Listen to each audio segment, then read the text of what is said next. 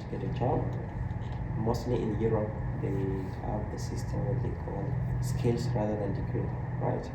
So even though if you have the university degree, your skills matter a lot, especially in Europe. This famous title is from Europe.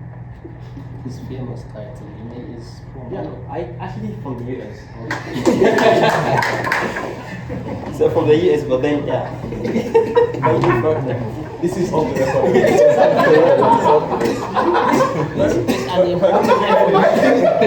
You should go out there. But don't put me there.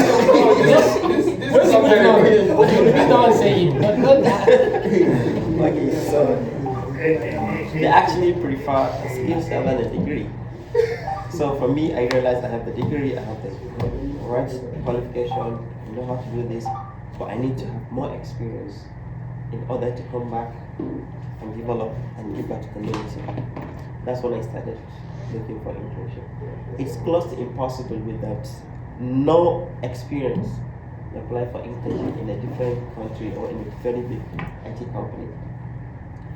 The same thing with my friend Ali from Azerbaijan and my friend Walid from Afghanistan. Like I said, I'm not going to do internship here. I need to look for someone better. Because like, man, people are struggling. They don't find internship. How would you find one with no experience? You only have university experience. I mean, people are getting this internship, right? They say, yeah. So for me, I see myself as one of the people. They was like, come on, it's not possible. You need to have so many things. You have to have like a very good portfolio. I said, okay, portfolio, I will have one. Then I created my own website.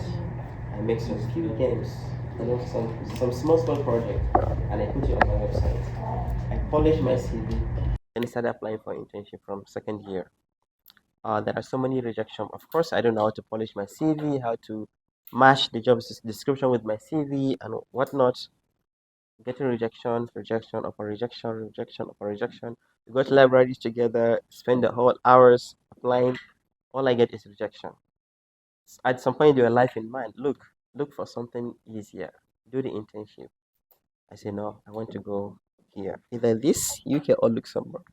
That's my area of concentration. Okay, good luck.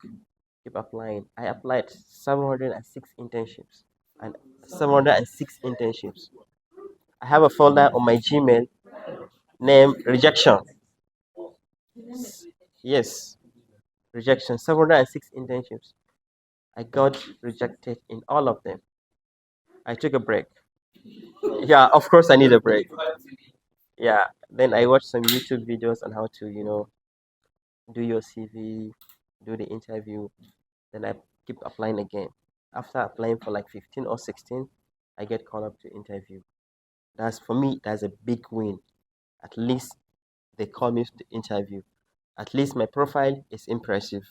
All I need now is to confirm them that I am fit for that position. How do I do that? I have to know how to answer questions. Back then, they developed a new system of answering questions called STAR. For everything, it has to end with a result. STAR, the first is situation, task, action, and result. So for them, most of the companies in Europe, what they care about, you are doing something or you did something, how did you handle it? How did you end it with? I thought in the beginning, it has to be successful. If you start something and when you start a story, the end has to be positive. I don't know that, but then when I watched the video, I asked people, I found out, okay, all they want is a result. For them, what they care about is, did you learn something from, if it is negative, did you learn from that? Yes. Then I started, they give you a scenario, you have to answer using the STAR. What is the situation? What is the task? What is the action? What is the result? Regardless, if you start telling something, it has to end with the result, either negative or positive. If it is positive, that's a win. If it is negative, it's also a win, but you have to mention what did you learn from that. So I did that. Of course, I still failed some interviews, but then the last one, I got accepted. And I couldn't believe it, because how will I come to my faculty? I said, okay, Walid, I got accepted. This internship. I did that. I went to my class. I said, okay, finally I got accepted. He was like, no, you're joking. I said, okay, wait, they will send me confirmation the next few minutes. I got confirmation. I showed him the email. Then that one was like, I should have do that with you. I was like, the resilience is not the same. So you have to keep the consistency. It's not, you cannot see Mr. Chairman here. You say, he just got that like you. There's some challenges he faced. Maybe he might not disclose that all, right? Maybe he's one of the brainiac like Isma'il. I got first one. I'm a failed and a failed student too. Yeah. Go ahead. So I did the internship, get experience, but that internship opened so many doors for me. Like for real, when I was in the internship, some jobs I don't even have to apply. You know, they check your profile, what you've done. I have my website there, my projects, my portfolio is amazing. I would say I'm not to brag, but when they see you've done something, at least okay, this guy has something to offer. Only for interview, of course, if it's not much, they say sorry, we find a better match, and I keep applying. Then I got another internship post after I finished university, Erasmus plus internship. The United Kingdom. The same thing, I got rejection upon rejection, but not as much as 706 rejection. Yeah. Then I got accepted. I did there, so then I got a full-time job in Belgium as a programmer.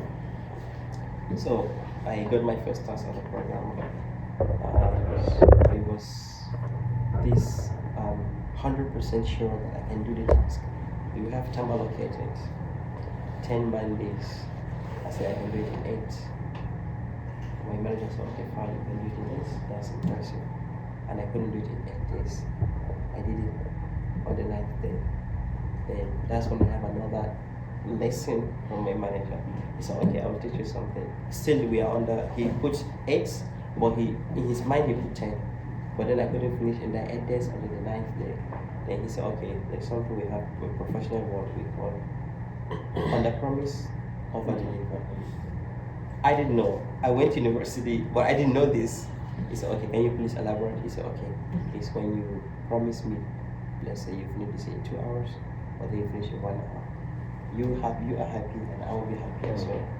So the same thing, if you say you finish in 10 days, I will give you 10 days, I didn't finish in 10 days. If you're sure you're going to finish in 10 days, tell us you're going to finish in 15 or 12 days. You can take the possibility. If you finish before the 10 days, it's happy. We're going to be happy, you will be very impressive. But if you finish after 10 days, you're going to be disappointed. So that's what I learned about all this. And then I told him I feel like I failed. He said, no, we don't have failure in my team. We call fail as first attempt in learning. That's when I learned that as well. First, the first F is first, A, attempt, I, in, the L is learning. He said we never mention. When you say we mention fail, we put in capital letter. It's abbreviation. First attempt in learning. So for me, you learn something. What did you learn from this? I told him I learned this, okay, take a note, do not repeat that mistake again. So that's the same thing in every possible. I like your memory because I was confused which one was my Which one is wrong? I live with Ismail, so I have his addictive memory. So, like Ismail said, we came from a very humble background and we tend to create opportunity for ourselves. Like me, my father didn't go to, he doesn't have a formal education. But when he see how world is changing, he put effort and okay, everything within my power to make you go further, to have a quality education, I would do so. Even if it take me to sell my clothes for you to go to school, I would do that. Same with my mother. And then they did that. And we are very proud of that. I'm not the only one who went to university in my family. Almost all of us, the men went to university. I think the women went to high school before getting married. And then I am the only one who got the opportunity to study abroad. And not because of my smartness or talented. If you're talking about talented, this man right there is more talented than I am.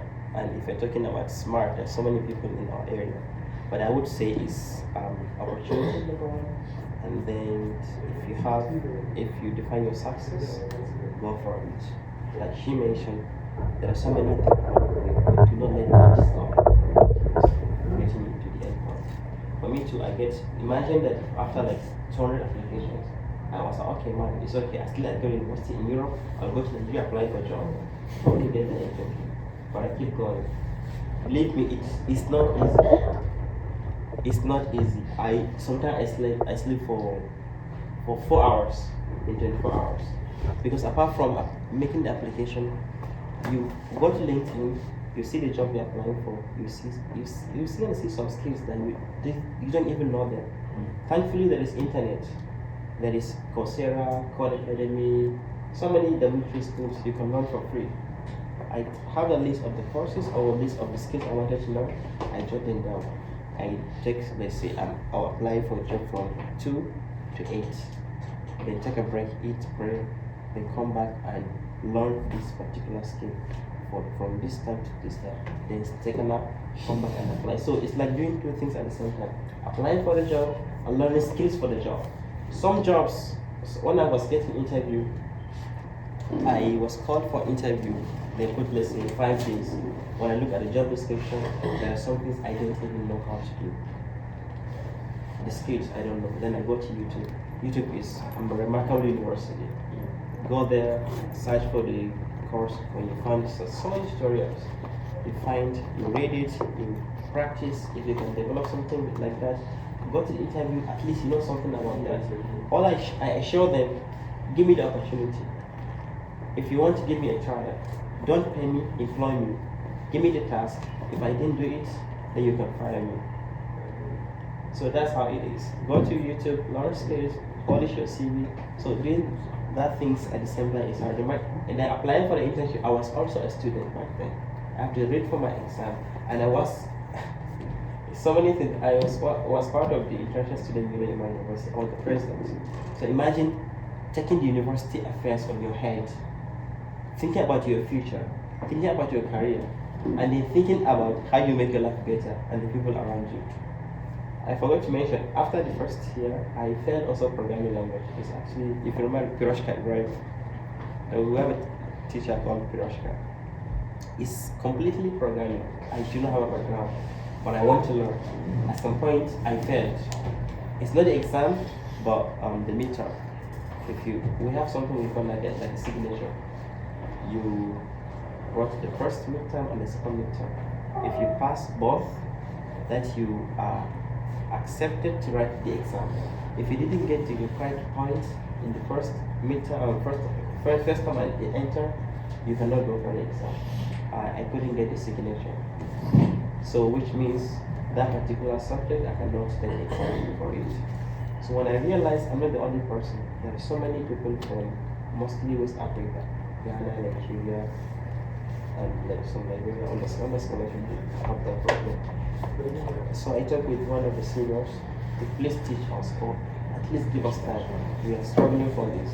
Then during the mid-semester break,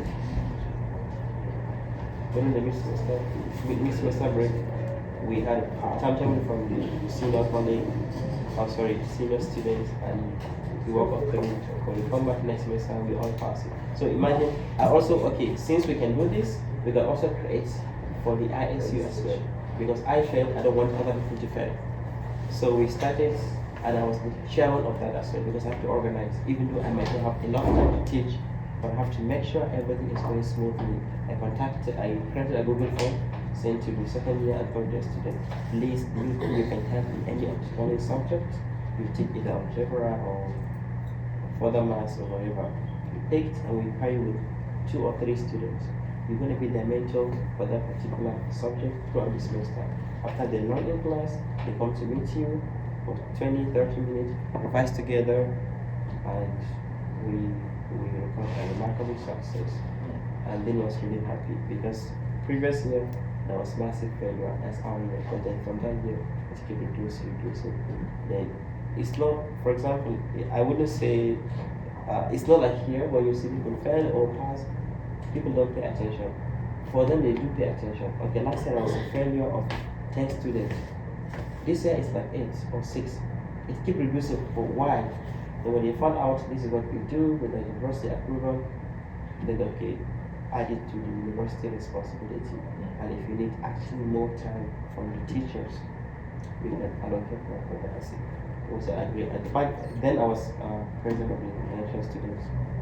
So we had an agreement with the dean and the vice dean of education. So we had time from the PhD student. We didn't get the actual time, but PhD student in computer science, they allocated time for the student who actually needs help. And that's one of the things I'm always proud of. At least I created something for myself and then for the people. And one of the legacy I left after I left the university, and it's still going. So I said I don't want to take much of your time because I have a lot of things to talk about. I see your faces again. But yeah, we can always keep in touch. I'm gonna be here until the 10th of January.